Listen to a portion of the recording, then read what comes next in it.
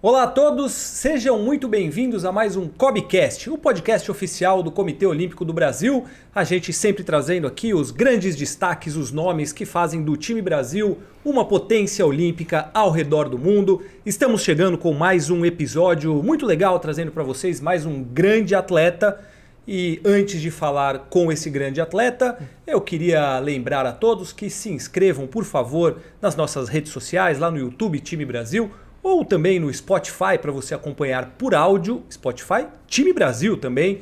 Deixe o seu like nos nossos programas, faça o seu comentário, enfim, acompanhe tudo do COBcast, que hoje chega com mais um episódio. E antes de apresentar o nosso convidado, eu vou apresentar quem está aqui ao meu lado mais uma vez para fazer esse programa, é Terni Castro, esta entidade do movimento olímpico brasileiro. Seja muito bem-vindo, Terni Castro, é um prazer recebê-lo aqui. Prazer enorme voltar aqui, né? Sempre Sempre estar bom, né? entre amigos e com mais uma presença ilustre, né? Mais uma presença ilustre.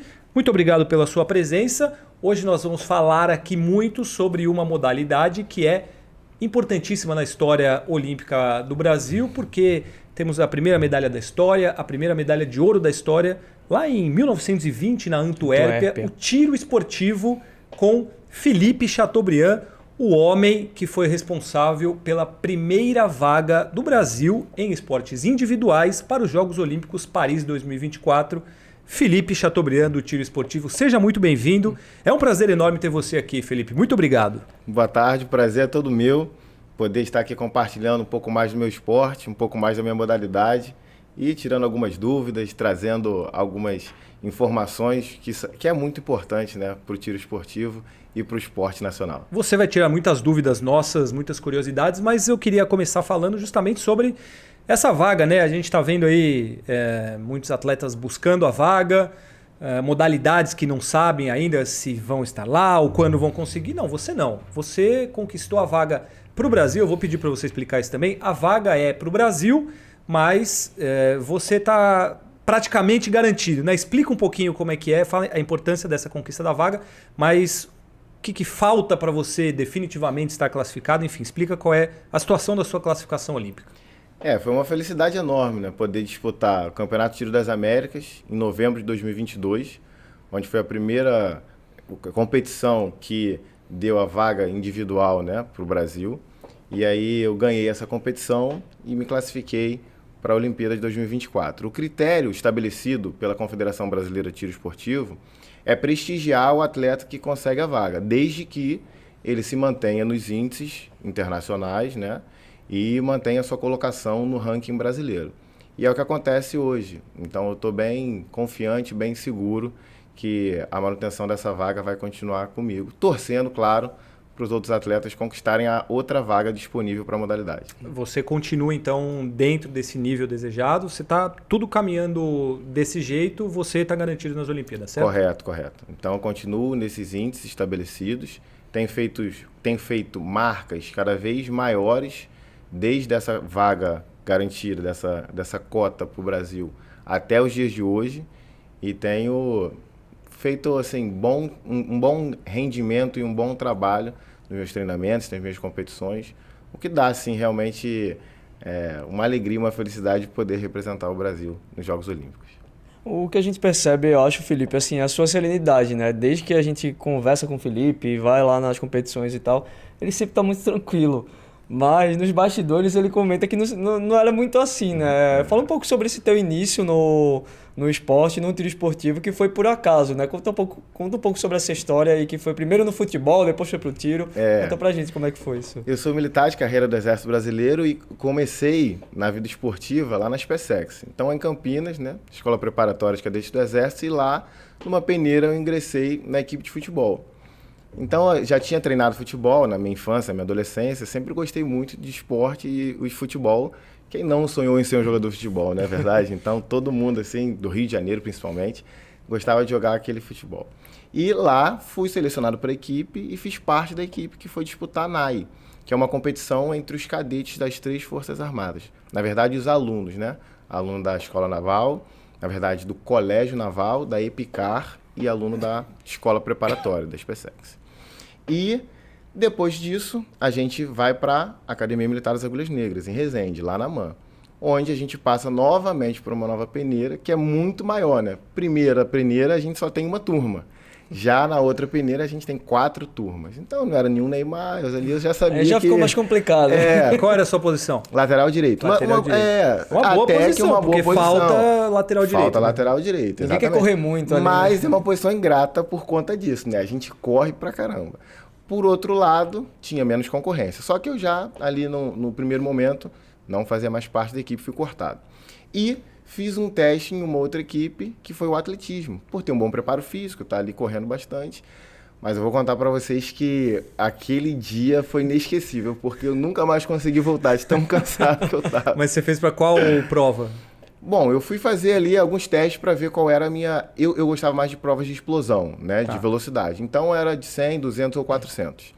Mas a quantidade de tiros que a gente dava, o tipo de treinamento... Tiros de corrida, né? Não tiro de corrida. Esse tiro vem depois. Esse tiro vem depois. O tipo de treinamento intenso que era... Então, assim, eu procurei uma outra modalidade. Por que que eu estava, assim, na ânsia de achar, né, uma nova modalidade? Porque a vida do atleta realmente era diferenciada.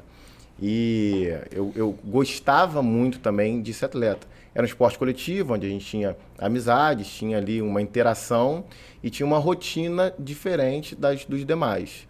Então, assim, um atleta não que era beneficiado, mas ele tinha ali algumas coisas que realmente eram atrativos para ele fazer as modalidades. Então, depois do futebol, fui para o atletismo. Depois do atletismo, recebi um convite de um amigo para fazer ali um teste na equipe de tiro. Só que eu nunca fui destaque no tiro, nem no fuzil, que é o armamento que a gente fazia as nossas provas, né, de combate, e nem na pistola, que também era o outro armamento. Então eu falei, cara, não sou nenhum destaque ali para eu estar realmente fazendo um teste para ser atleta de tiro da academia militar. Mas ele falou, cara, isso daí você consegue aprender. É só você ir lá que eu vou te passar algumas instruções e se você se dedicar, você consegue aprender. E eu lembro como se fosse hoje, foi numa sexta-feira à tarde, onde geralmente a gente tem instrução normal até o final da tarde, às 5h30. E naquela sexta-feira, por algum motivo que eu não me recordo, os cadetes tinham sido liberados. Não sei se era véspera de feriado, Dia das Mães. Quando tem alguma atividade assim, algum feriado, né, a gente tem uma flexibilização ali em relação à sexta-feira. E poderia ser uma sexta-feira dessas. Só que os atletas tinham o quê? Tinham treinamento, né? E aí eu pegava carona com esse meu amigo e esperei o treino terminar. Só que como eu já estava lá no stand, porque ele era atleta, e esperando ele terminar, eu falei, essa é a minha oportunidade de eu buscar essa vaga aqui e fazer o meu teste. E era logo no início do ano isso, foi março, abril, podia ser a Páscoa, né, porque eu acho que foi no início do ano, então foi em abril. Isso que ano? Abril de 2011. 2011. Isso. E aí eu conversei com o chefe de equipe, era o então Tenente Ferrari, falei, poxa, é o meu sonho ser atleta de tiro da MAN. Então eu gosto muito da modalidade, quero participar. Claro que nem era tão... Já fez o seu sonho era ser jogador de futebol, depois era atletismo, aí depois virou tiro. Mas pra garantir ali já teve que fazer. Mas pra garantir eu já tinha que chegar do lado direito dele, né? Que a gente fala assim no exército, né? Caiu na esquerda, tá mal visto. Mas se estiver na direita, o cara tá bem visto. Então tinha que já chegar na direita dele. E aí eu falei que era um sonho participar da equipe, que eu queria muito. E aí ele me deu a oportunidade de fazer o teste. E aí eu lembro que como se fosse assim, uns 10 cadetes tinham feito o teste naquela semana ou em alguma outra oportunidade, e ainda tinham 4 pistolas disponíveis lá na sessão de tiro para serem cauteladas pelos atletas e eles utilizarem, né, para treinamento e as competições. E eu lembro que isso foi uma sexta-feira, na segunda-feira eu fui convocado para a equipe. Então eu fiz um teste bem cedido. Foi bom. Foi bom, não foi nada excepcional, mas de acordo com aquilo que ele estava me ensinando na instrução, eu estava conseguindo aplicar. E aí eu vi que eu levava jeito, então eu falei, vou me dedicar para isso. Só que, num primeiro momento, eu vim de uma modalidade que era uma modalidade coletiva, né? Um esporte coletivo, que era o futebol. E aí eu tinha uma interação com os outros atletas, era mais divertido, digamos assim. A resenha rolava. A resenha rolava, a gente só queria ficar ali, ó, naquele trotezinho, depois ir lá fazer um coletivo, chute a gol, era o máximo, né? Só que no esporte individual, realmente o tiro esportivo é um esporte de repetição e um esporte de precisão, e depois a gente descobre que também é um esporte de coragem, né? E é um esporte que exige muita concentração. Então, assim, eu precisava estar concentrado, muito focado, e eu comigo mesmo, dentro do meu posto de tiro, né? E aí foi que começou o primeiro desafio, porque a gente não conversava, a gente não falava, a gente não interagia muito entre os atletas da equipe como no futebol, né? Você sentia falta disso. Era completamente diferente. Falei, acho que eu não vou durar muito aqui não, porque mal a gente se falava, né? Então... Já começa pelos fones, né? Exatamente. Cada pessoa... Porque para quem nunca esteve usa, num stand de tiro também, é um barulho absurdo, né? Durante as provas. A gente tem algumas modalidades olímpicas, né? Então, por exemplo, a que eu participo, né, é a pistola. E aí ela tem duas modalidades. A pistola de tiro rápido, que é a 25 metros, onde exatamente a munição é de 22. E aí tem som, faz muito barulho. E a pistola de ar comprimido, 10 metros, faz barulho também, tem som. Que é a sua. Que é a minha. Mas ela tem um volume menor, um volume mais baixo. Mas ainda assim, a gente utiliza ali o abafador para realmente buscar um foco, uma concentração, não tem nenhum tipo de interferência externa, às vezes uma conversa, às vezes alguma coisa que acontece no stand, a gente está ali realmente mais concentrado. E isso ainda potencializava ainda mais o isolamento, digamos assim, né? Ali no posto de tiro. Mas eu lembro que a gente tinha 2 cortes. Um para definir a equipe que ia para Navamaé, que aí sim era a competição entre as 3 Forças Armadas, os cadetes das 3 forças, né? Escola Naval, AMAN e AFA, né? Academia da Força Aérea. E essa seletiva ela acontecia em julho para a gente competir em agosto. Então eu falei, bom, eu tenho que sobreviver a equipe pelo menos até julho para eu continuar com aqueles benefícios que eu achava que era interessante por ser atleta, né? E para isso eu tinha que treinar. Tinham vários cadetes do 4º ano, vários cadetes do 3º ano. E aí o Tenente Ferrari, que hoje ele já é major, deixava um treinamento para a gente diário, onde a gente seguia ali um passo a passo, né? Passando pelos fundamentos de tiro.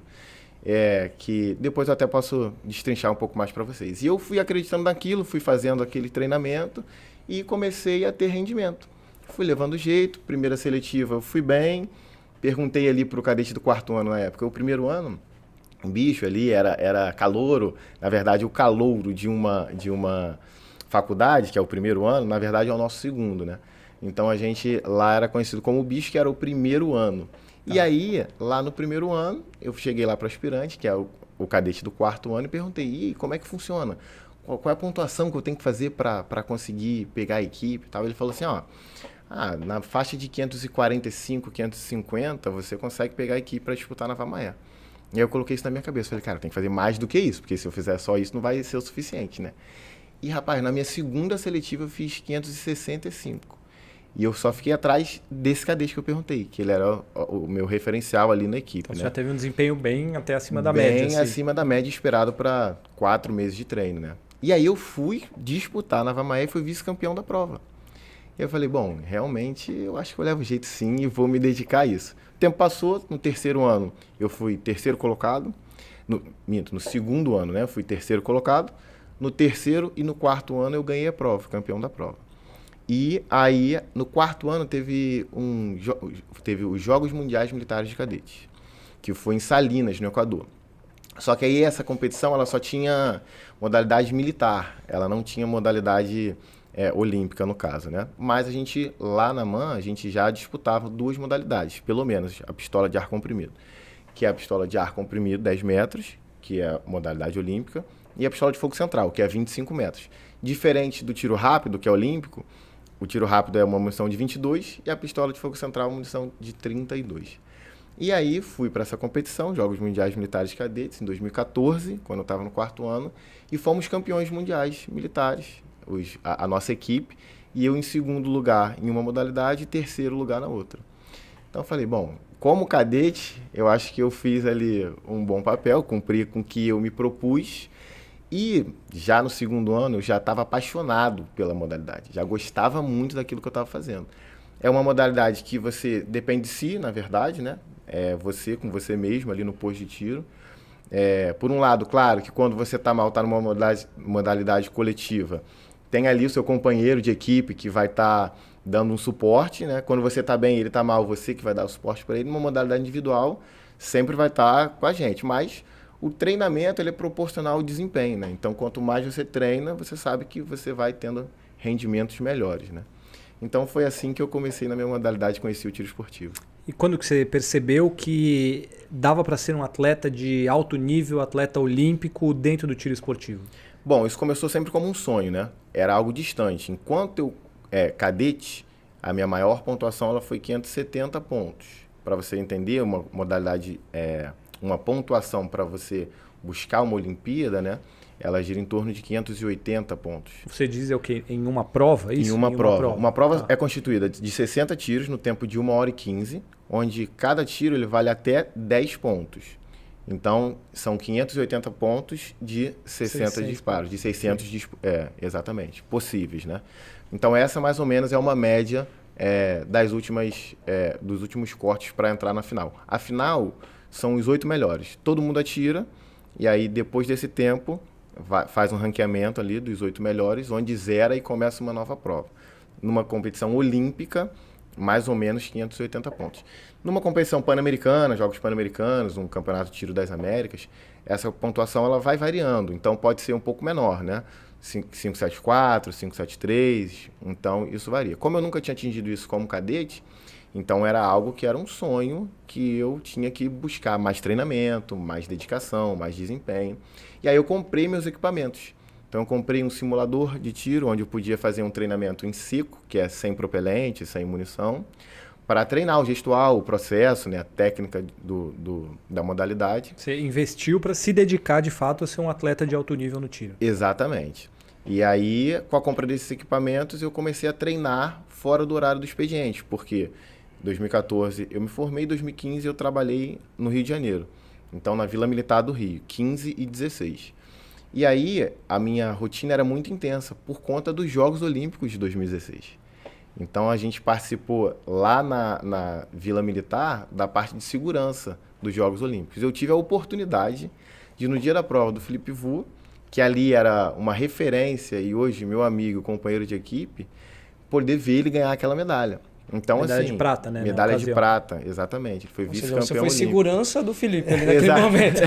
Não, uma história muito legal, né? Porque assim, Exato. você foi segurança da prova, ou do Felipe, que ele conquista a medalha de prata olímpica aqui no Rio. E aí agora você vai ter a chance de disputar os Jogos Olímpicos, talvez com ele, né? Ele tem a chance de se classificar ainda. Mas conquistar a sua medalha também. Daquelas voltas que o mundo dá, Claro, assim, né? Você, claro. como era trabalhando na segurança, né? Enquanto militar, e agora você vai estar lá, né? Exato. E assim, os atletas que eu tinha como referência, hoje a gente é muito próximo e me inspiraram muito. Então, o Júlio Almeida, que era atleta enquanto eu estava almejando entrar na equipe, com diversos resultados importantes, foi até campeão. Quer dizer, ele tem o maior número de medalhas pan-americanas, né, do Brasil no tiro esportivo. Hoje é meu técnico. E aí a gente já disputou competições juntos, inclusive. O CAT de 2018, que foi minha primeira competição internacional. Esse o CAT, quando você diz, é o Campeonato das o Américas, Pan-Americano que é de o que tiro. você ganhou Exato. a vaga. O nosso nome tem Jogos Pan-Americanos, que aconteceu agora, recente, lá no Chile. Mas existe o Pan-Americano de Tiro, que tem uma nomenclatura de CAT pra gente, né? Só para o pessoal que tá ouvindo entender.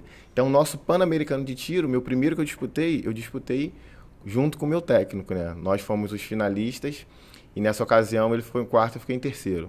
E aí eu consegui ganhar essa medalha. Então você que tinha que ensinar ele agora, né? Jamais. Ele é muito experiente, sabe muito.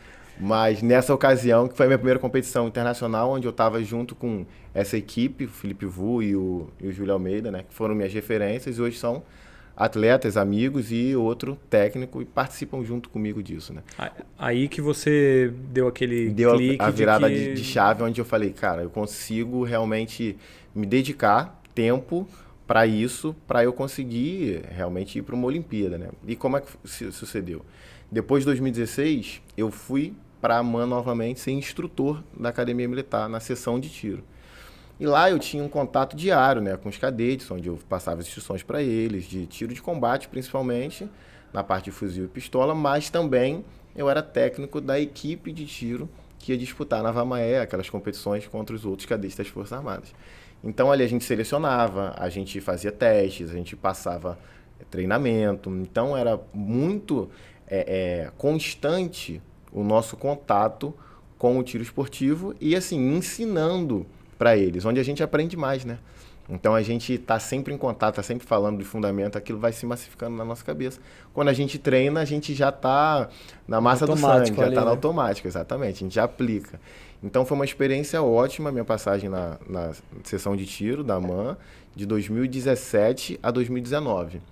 Onde em 2018, nesse período, eu fui para o Pan-Americano de Tiro, fiquei em terceiro lugar, me classifiquei para os Jogos Pan-Americanos de 2019. E lá em 2019 eu fui sexto colocado. E o Júlio Almeida, no caso, foi o terceiro. Então aí ele voltou a ter que ensinar ele voltou, você. Tá vendo? É, isso daqui. E o tiro é isso. Na verdade, quem vai para a final é muito nivelado, tecnicamente falando, né? Mas existem questões, principalmente na minha modalidade, mentais, que vão definir realmente ali quem vai ser o primeiro colocado, segundo, terceiro ou oitavo. Então a gente vê vários atletas em várias ocasiões, por exemplo, indo para a final em primeiro, com até uma margem de pontos grande para o segundo colocado, porque na final zera, e terminando em oitavo, por exemplo. E às vezes atleta que vai para a final em sétimo, sexto, ganhando a prova. Porque realmente ali a técnica ela é muito nivelada. Mas a atitude mental, o equilíbrio emocional, o controle da respiração, o foco especificamente no procedimento do tiro é o que vai fazer ali o atleta ficar em primeiro, segundo, terceiro ou ser eliminado em oitavo. Acho que tem uma pergunta que me veio agora assim, né? Uma curiosidade, bem, acho que todo mundo que está ouvindo a gente está assistindo, acho que já teve essa curiosidade. A mão treme na hora que você vai atirar ali? Como é que você trabalha para poder concentrar ali e deixar a mão firme para poder fazer um bom tiro? E é só a mão, né? Assim, ou é uma questão corporal, enfim, fala um pouco sobre essa questão desse movimento que vocês fazem, que é muita repetição, né? E é muita precisão. Exato. A gente atira a 10 metros num alvo que tem um centro de 1,1 centímetros, né? Então, assim... Que é tipo isso, assim. Isso, exatamente, é muito pequeno. Então, assim, às vezes, a nossa percepção sob pressão é que realmente a gente está oscilando muito, está passando muito do nosso arco de movimento, que é o que a gente chama, que é a oscilação natural que o armamento faz e que a gente faz na posição. A gente nunca vai conseguir fazer um tiro parado com uma mão só, né? Que a nossa posição, a gente atira com apenas uma das mãos. Então, parar, ela não vai parar. Mas a gente consegue desenvolver com treinamento, conforme você citou, um arco de movimento pequeno o suficiente para sempre fazer o centro, sempre acertar no 10. A nossa oscilação, a maior parte do tempo, vai estar dentro do 10. Então, quando a gente disparar, vai estar ali. Então, a nossa percepção, quando está sob pressão, nervoso, numa definição de vaga, uma medalha, é que, às vezes, esse arco de movimento está muito grande. Só que a gente tem que confiar que a gente está muito bem treinado, que a gente tem essa técnica muito bem dominada e executar o tiro da maneira que a gente treinou. E com essa confiança, desenvolvendo isso, a gente vai e consegue acertar o tiro e grupar o tiro. Que nosso maior objetivo, né, no tiro esportivo é grupar, fazer um tiro dentro do outro. Aí depois a gente mexe na arma, que a gente regula e aperta ou afrouxa parafuso para levá-la para o centro do alvo. Mas o objetivo que a gente tem é fazer um tiro bem agrupadinho. Então, é um dentro do outro. Então, tem que fazer o mesmo procedimento. E aí, por mais que esteja sob pressão, por mais que a gente está numa competição que vale alguma coisa, né? A gente busca, sim, confiar na técnica e aplicar. Claro, agora eu confesso que sim, a gente sua, a mão ela vai suar, a cabeça sua um pouco mais, a pressão que a gente faz na arma às vezes varia um pouco, então tem um tremor periférico, mas a gente consegue controlar isso com uma respiração, a gente faz um ciclo de inspiração um pouco mais profundo, uma expiração, um foco no passo a passo do processo do tiro, traz a gente para o presente, então a gente consegue ter ali um bom desempenho mesmo que sob pressão. É um negócio muito mais complexo do que simplesmente apontar mirar atirar, e acertar o centro, né? Assim, correto. É uma composição enorme de coisas que juntas resultam num tiro perfeito, enfim, num desempenho. É isso, né? Você tem que trabalhar muita coisa. Acho que quem está acompanhando a gente não acompanha tanto o tiro esportivo é surpreendente porque acho que não imagina isso, né? Até a própria questão da respiração, como você citou, né? Eu lembro da gente nas conversas aqui, até no próprio Cobcast, quando o Marcos Almeida veio falar sobre o tiro com arco. A gente falou, pô, Marcos, qual é a sua técnica ali e tal? Aliás, você vai me perguntar, todo mundo vai falar que tem a segurar a respiração, né? Na hora de soltar a flecha ali. Mas para ele já era meio automático. Aí eu jogo para cá, fazendo analogia com o tiro esportivo. Tem isso também do segurar a respiração no momento do tiro? Correto. Disparar A gente atira em momento? apneia. Então, assim, a gente faz um procedimento onde a gente inspira, eu no meu procedimento de tiro, inspiro, passo do alvo, né, ali com o meu equipamento esportivo, meu armamento. Quando eu estou expirando, eu estou descendo para chegar na zona de visada. Então, é ali um círculo preto, onde ele vai dos 7 ao 10, e a gente faz a nossa fotografia, a nossa visada na parte branca, que é um pouquinho abaixo do centro, para ter o contraste das nossas miras em relação ao alvo. E aí, nesse momento, quando a gente começa a fazer o alinhamento das miras, a gente entra em apneia. Para quê? Para a gente ter a menor oscilação possível do nosso corpo no momento do disparo. A mesma coisa quando a mãe de vocês, a avó de vocês, costurava lá. Então, com certeza, na hora que ela ia pegar a agulha para passar a linha lá, ela dava uma paradinha ali, ó, prendia a respiração e passava. Porque são movimentos de precisão, né? Então, a gente, na hora de realizar o disparo, apneia. E aí o tiro acontece. Deixa eu ver se eu entendi direito. Na hora de você mirar, você não mira no centro, você mira um pouco Então, oscilando? como é que funciona? Na verdade, assim, a gente tem o centro do alvo e na parte de baixo dele, a gente tem uma parte branca, onde faz parte da estrutura do alvo, né? Então, a parte preta, a bola preta, está no centro. Vamos imaginar aqui um quadrado, onde tem um ponto preto dentro desse quadrado. E aí, o resto do quadrado é branco. A nossa mira, ela é preta. Se a gente colocasse a nossa mira em cima do ponto preto, não ia ter contraste, ia ser preto com preto. Então, o que a gente faz? A gente pega a nossa mira, coloca um pouco mais abaixo desse centro, dessa bola preta, onde a gente vai ter o contraste entre o preto da nossa mira e o branco da estrutura do alvo. E aí sim, a gente tem uma nitidez muito maior de um alinhamento do aparelho de pontaria, que se chama alça de mira, que é a parte traseira da pontaria, e a massa de mira, que é a parte dianteira. E uma é um pino e a outra é um encaixe. A gente encaixa uma na outra, né, numa visão de perspectiva, e coloca embaixo desse alvo, desse ponto preto. Ajusta parafusos, onde a gente vai estar olhando para a massa e o tiro vai no centro do alvo. É uma técnica... Simples, não. Você tá falando assim, eu tô imaginando. Né? Hashtag fica a dica. Fica a dica. Fica a dica. Quem quiser aprender, treinar em tiro esportivo, Vamos seguir a simplicidade. Qual é o arroba do Felipe? Felipe Chateaubriand, né? Chateaubriand. Arroba do Felipe aí, ó, que ele vai dar uma aula de como mirar no tiro esportivo. Quanto de coisa que passa na cabeça para fazer um tiro, né? Assim, é isso, você falando a mira, a apneia, ou a hora que tá passando, é muita coisa, né? Assim, a gente tem 5 principais fundamentos de tiro, que é a posição, onde a empunhadura, por exemplo, também já está na posição. Depois a gente tem o controle da respiração, né, que a gente vai fazer ali esse controle, entrar em apneia, inspirar, expirar. A gente vai fazer também a pontaria, né, onde a gente alinha o aparelho de pontaria embaixo do alvo, o acionamento do gatilho, onde a gente faz com que ele saia automático. A gente treina, como o Marco falou, por exemplo. Tem coisas que já são automáticas, né? Então, a gente treina para isso acontecer. O olho vê alinhado, o dedo vai dar o comando e vai acionar, sem mesmo a gente fazer muito esforço, porque a gente precisa manter alinhado mesmo antes, durante ou depois do disparo, para garantir que o nosso impacto foi onde a gente estava mirando, lá no centro.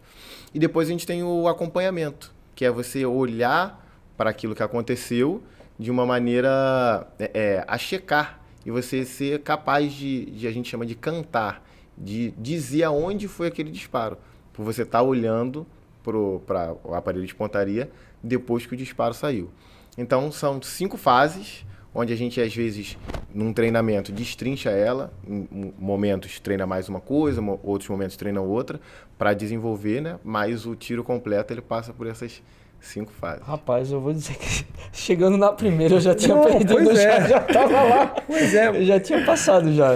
É muita coisa. E o treinamento, tirando a parte de você apertar o gatilho e tal, você faz treinamentos específicos de respiração ou de concentração? Como que é? Como é que você trabalha essas 5 fases ou as fases mais alternativas pra gente, digamos assim? Então, a equipe multidisciplinar ela entra nesse quesito, né? Que ela é muito importante. Então, por exemplo, para eu melhorar a minha posição de tiro, que é meu primeiro fundamento, né? Então, eu tenho que ter um desenvolvimento físico do core e da parte de trás, ali das costas, da musculatura da perna bem desenvolvido.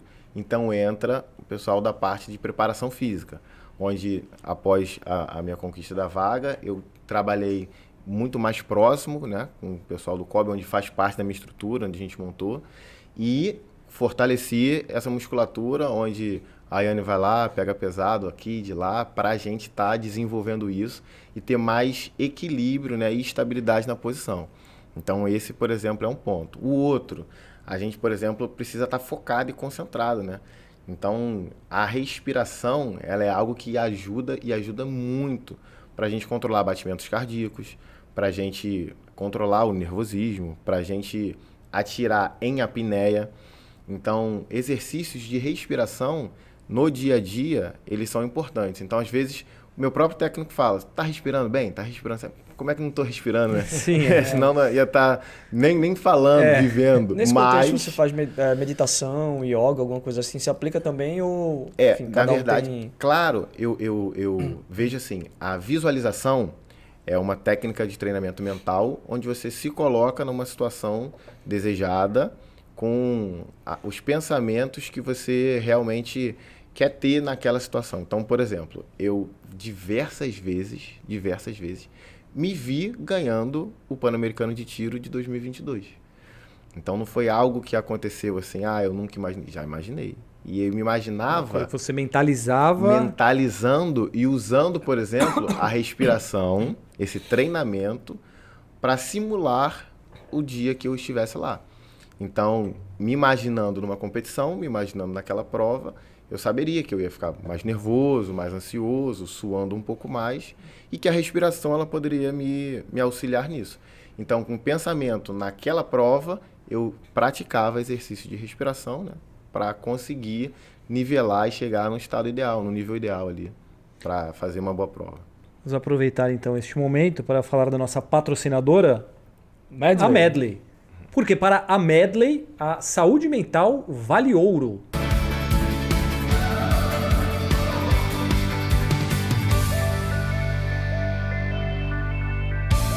Felipe Chateaubriand, a importância da saúde mental. Fala um pouco sobre o trabalho que você faz e acho que dentro disso tudo que você está falando, a saúde mental ela é fundamental para um atleta do alto nível do tiro esportivo. Né? Correto, concordo muito com vocês. A saúde mental, o treinamento mental, principalmente para a modalidade de tiro esportivo, claro que outras também elas exigem isso, mas para nós é fundamental, né? Então, assim que eu iniciei na seleção brasileira, que foi em 2018, minha primeira competição internacional, eu busquei sempre estar acompanhado de profissionais que pudessem me dar ali uma estrutura ou um norte, algo que eu pudesse estar alicerçado, né? Criar uma base mental para competir. Porque a competição em si ela é muito mais mental do que técnica. Óbvio que a gente precisa desenvolver na parte técnica para competir e estar lá em alto nível. Ninguém vai chegar de paraquedas numa competição e ganhar uma medalha, claro que não. Mas a parte mental da competição ela é a mais exigida, então isso tem que ser treinado. Isso pode ser treinado, né? E aí, vendo a importância disso, eu iniciei um trabalho com alguns psicólogos esportivos, né? Sempre buscando, né? Não controlar tudo que vai acontecer, porque a gente não consegue controlar, né? Mas se conhecer, o autoconhecimento é uma das coisas mais importantes que a psicologia do esporte traz, né? E ferramentas para que coloquem a gente no presente. Não pensando no que aconteceu lá atrás, o que a gente deixou de fazer, ou numa competição, ou que deu errado, ou com expectativas de pódio e final e o próximo disparo, qual vai ser o resultado, e sim no foco na técnica, no presente momento, né? E hoje em dia eu estou com um excelente profissional do Comitê Olímpico, Eduardo Silo, onde a gente tem trabalhado muitas questões psicológicas que têm contribuído muito para a evolução do meu rendimento, né? No tiro esportivo e em várias outras modalidades, e principalmente na vida, a saúde mental é importantíssima, fundamental. E para a Medley, a saúde mental vale ouro.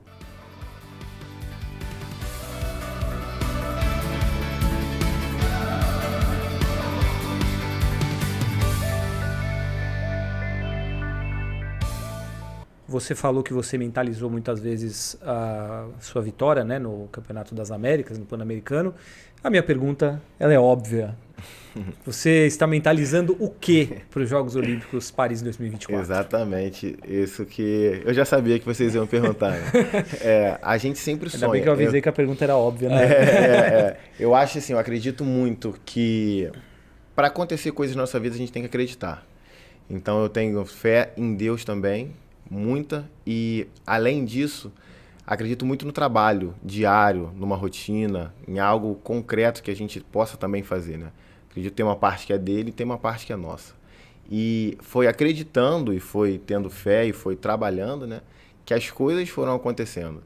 Então, de um sonho de cadete para ir para os primeiros Jogos Pan-Americanos era uma distância muito grande, que em 2 anos ela pôde se encurtar e se tornar real. Depois de um primeiro Pan-Americano em 2019 para uma Olimpíada, talvez não fosse algo tão palpável, mas trabalhando, confiando, acreditando, eu sou campeão pan-americano e consegui a primeira vaga do Brasil. Então, assim, o que projetar para as Olimpíadas? Eu não parei de sonhar, claro que não. Então, eu busco ter o meu melhor rendimento, o meu maior resultado possível. Tenho trabalhado nisso todos os dias para que seja realmente real essa conquista, esse feito.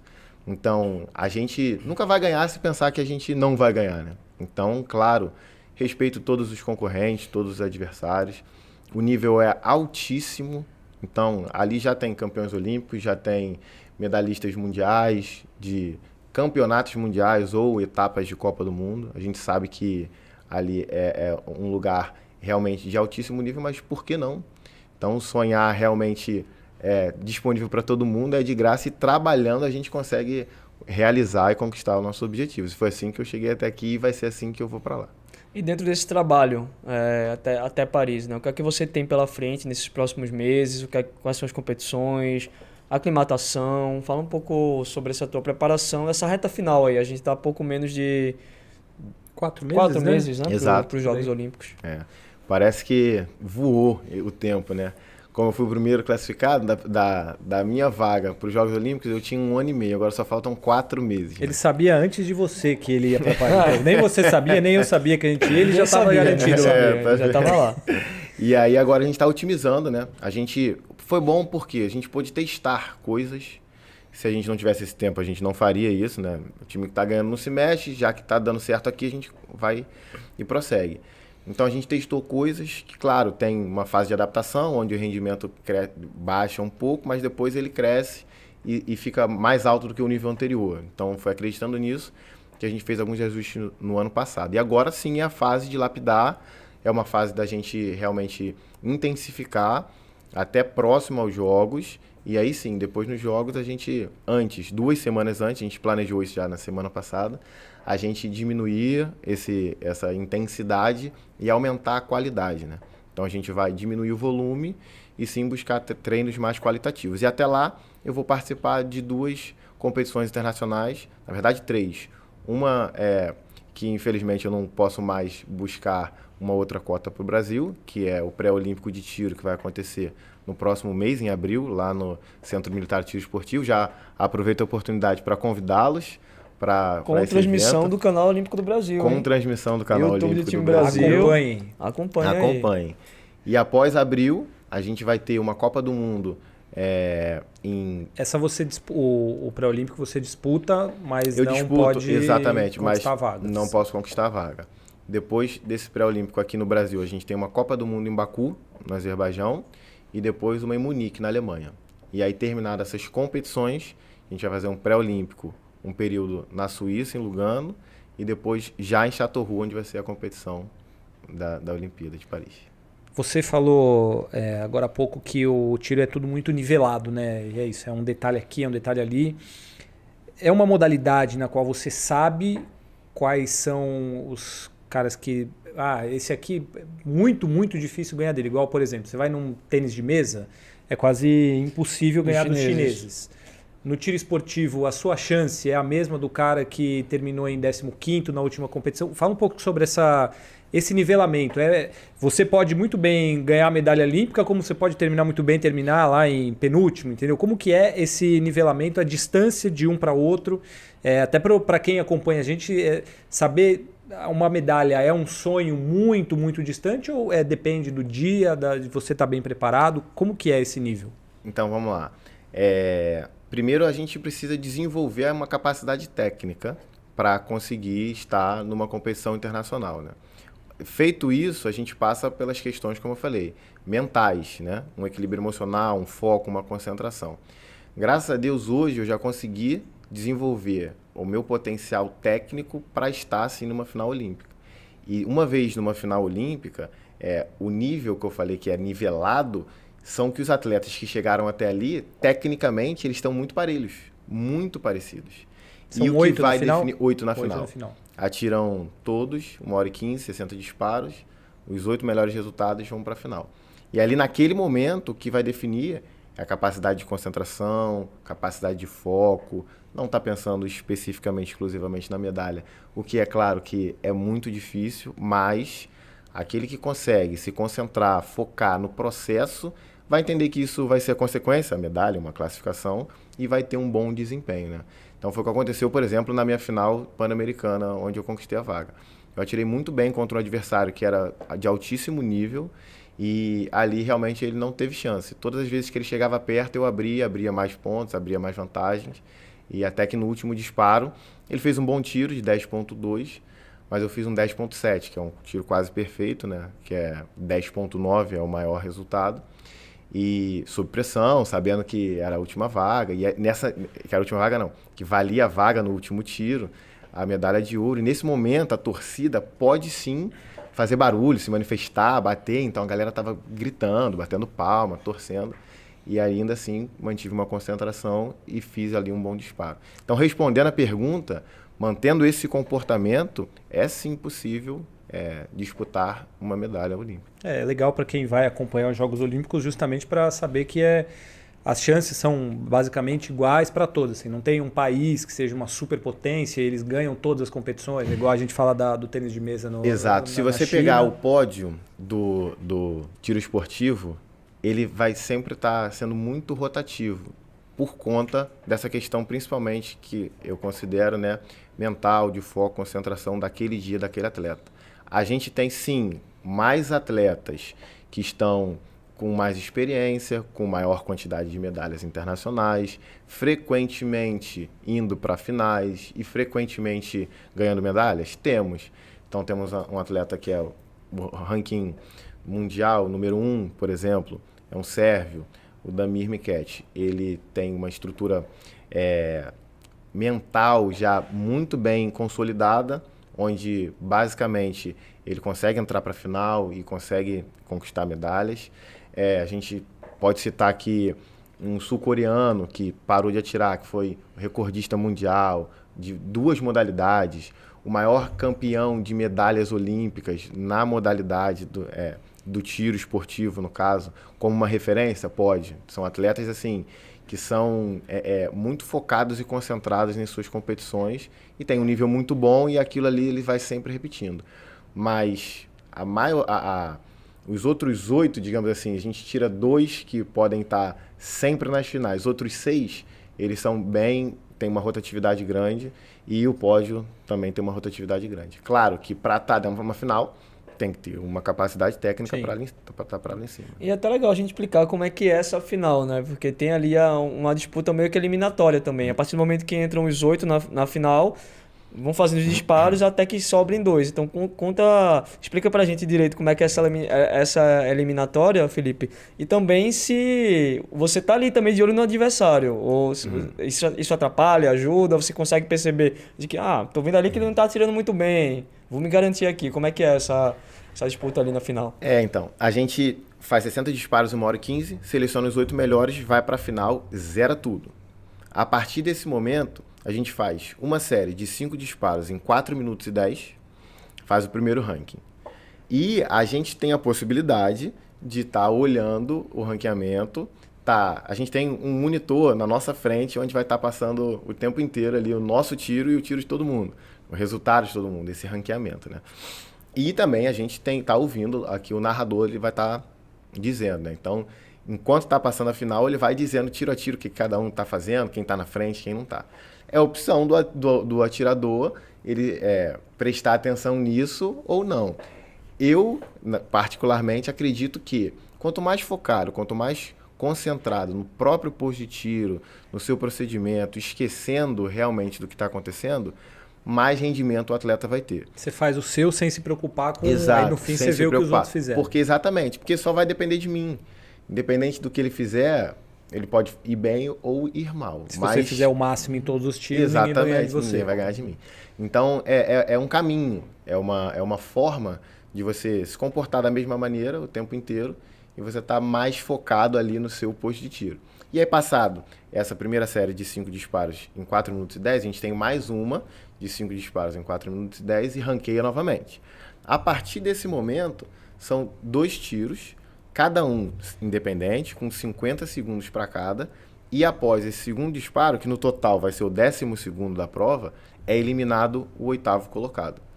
E aí, mais 2 disparos independentes, cada um em 50 segundos, é eliminado o 7º colocado. E assim vai de 2 em 2 até definir o campeão da prova. É uma modalidade, então, que você não precisa se preocupar sempre em ganhar de alguém. Você pode ir torcendo para os outros irem mal, irem caindo da prova. E você indo bem, claro. Não, você indo bem, claro, mas é diferente, assim. Diferente. Você ganhar um combate direto numa luta de judô, entendeu? Exatamente.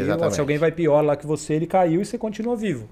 É uma maneira diferente, assim. Exatamente. Né? A final que eu ganhei a prova, ela tinha características parecidas com essa que você está falando. Era uma final um pouco diferente dessa que eu estou narrando aqui para vocês. Por quê? Porque quando ficava só o primeiro e o segundo colocado, era uma disputa entre os dois. Como é que funcionava? Cada um dava um tiro em até 50 segundos.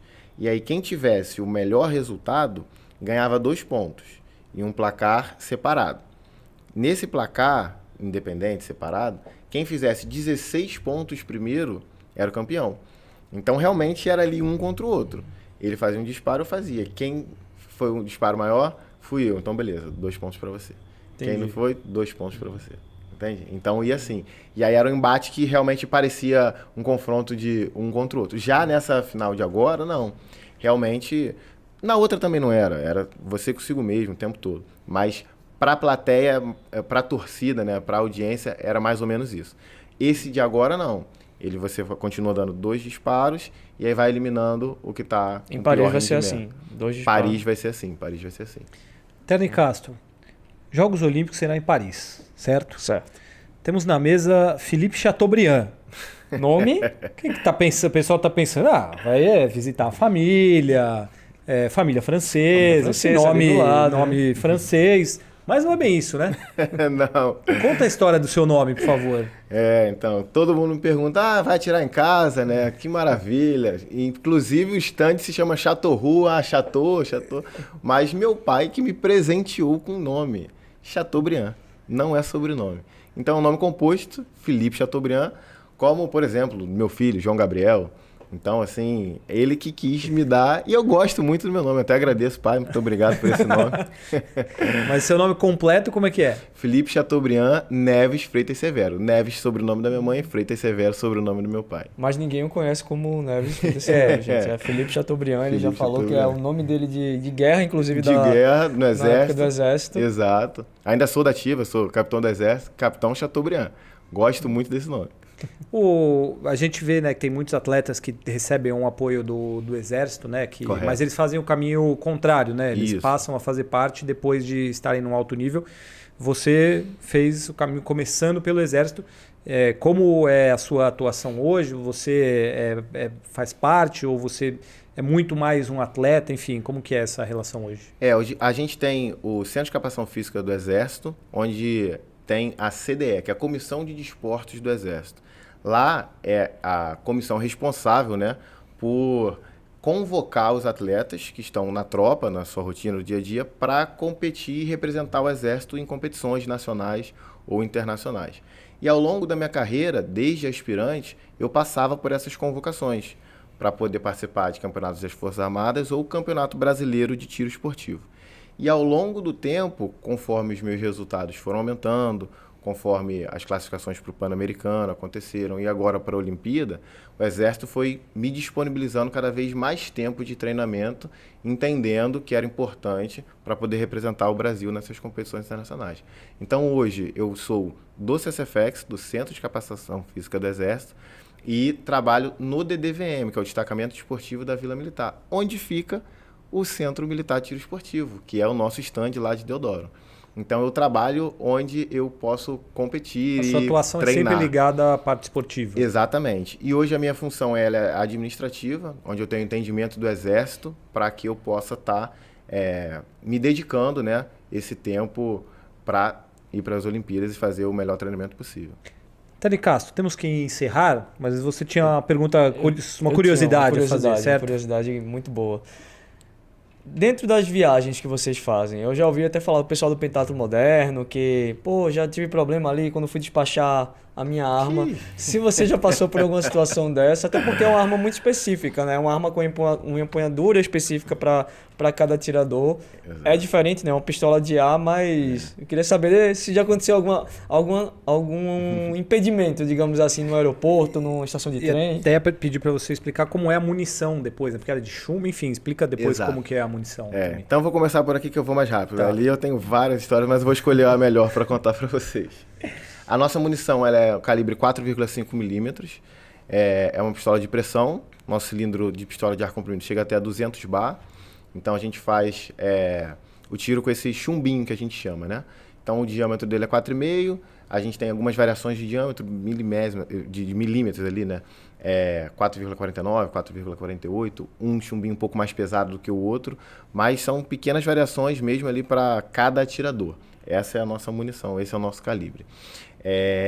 Não é considerado armamento, é considerado um equipamento esportivo, porque a munição não tem pólvora, aquilo ali não é nada, é um equipamento esportivo de precisão. Só que existem diversas legislações que ao longo do tempo elas vão mudando, diversos procedimentos em aeroportos que também eles vão mudando, e o meu último episódio aconteceu na ida para os Jogos Pan-Americanos, agora no Chile, onde eu estava no aeroporto de Santos Dumont, já com a passagem comprada, tudo direitinho. Fiz ali a declaração do meu equipamento esportivo e antes de embarcar, não, você não vai poder embarcar, tem uma arma aqui dentro. Eu falei, não. Porque tem lá na plaquinha, né? Proibido arma e tal. Veja bem, não é uma arma, é um equipamento esportivo de ar comprimido, a gente precisa competir, estamos indo para os Jogos Pan-Americanos, representar o Brasil. Com a roupa do Brasil. Com a roupa do Brasil. Lá, belo uniforme Riachuelo do COB. Exato, aquele uniforme ficou legal, bonito, e lá estávamos com esse. E até você explicar o que acontece, eu perdi um voo. Perdeu o voo? Perdi um voo. E aí fui remarcado para o próximo voo, ainda bem que eu consegui no mesmo dia. E aí, na noite desse dia, eu fui remarcado para um outro voo, onde, não, entendemos a situação, ok, pode voar. E aí eu voei e parti. Mas não foi a primeira vez, se eu ficasse contando para vocês o que acontece. E nem será a última. Nem será a última. Infelizmente, não será a última. Acontece dessas coisas.